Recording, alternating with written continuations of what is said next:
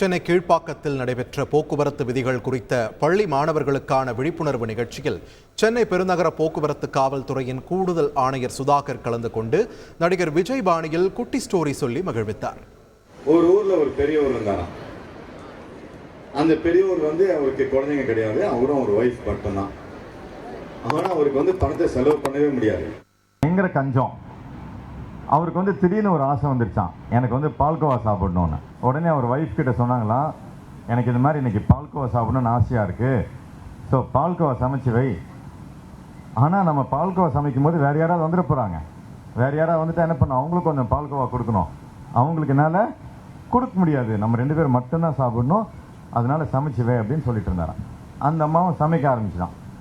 சமைச்சிட்டே இருக்கும்போது அவங்களோட ஒரு ரிலேட்டிவ் வீட்டுக்கு வந்துட்டார். கிடுகிடுன்னு ஓடி போய் தோட்டத்தில் போய் ஒளிஞ்சிக்கிட்டாராம், நம்மளை யாரும் பார்க்கவே கூடாதுன்னு. அவங்க ஒய்ஃப் என்ன சொல்லிட்டாங்க, அவர் வீட்டில் இல்லை, அவர் போயிட்டாரு, அதனால நீங்கள் அப்புறமா வாங்க.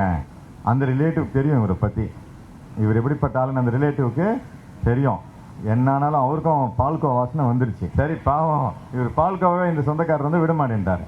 என்னானாலும் சரி, இன்னைக்கு நம்ம பால்கோவா சாப்பிட்டு தான் போவோம் அப்படின்னு முடிவு பண்ணிட்டார். அவர் வெயிட் பண்ணுறாரு, பால்கோவா ரெடி ஆகிடுச்சு, என்ன பண்ணுறதுன்னு தெரியல.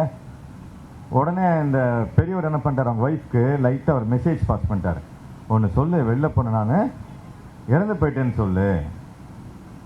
அதனால அவர் அப்புறம் எல்லாம் கிளம்பிடுவாங்க, இறந்து போயிட்டேன்னு சொல்லி நம்ம 2 பேரும் பால்கோவா சாப்பிடலாம் அப்படின்ட்டு. இப்போ அழ ஆரம்பிச்சிட்டாங்க, ஐயோ என் வீட்டுக்காரரு இறந்து போயிட்டாரு அப்படின்னு. இப்போ அந்த ரிலேட்டிவ் தெரியும் போய் தான் சொல்கிறாங்கன்னு. அந்த ரிலேட்டிவும் அழ ஆரம்பிச்சிட்டாரு, ஐயோ இறந்து போயிட்டாங்க.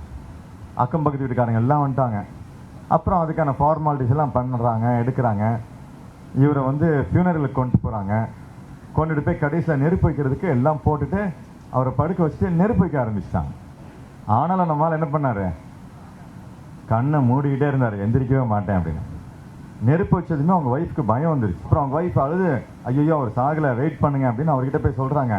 எங்க நெருப்பு வைக்க போகிறாங்க, இப்போ விட்டா இறந்து போயிடுவீங்க, தயவுசெய்து இப்போ மாதிரி எந்திரிச்சு வந்துருங்க அப்படின்னாரு.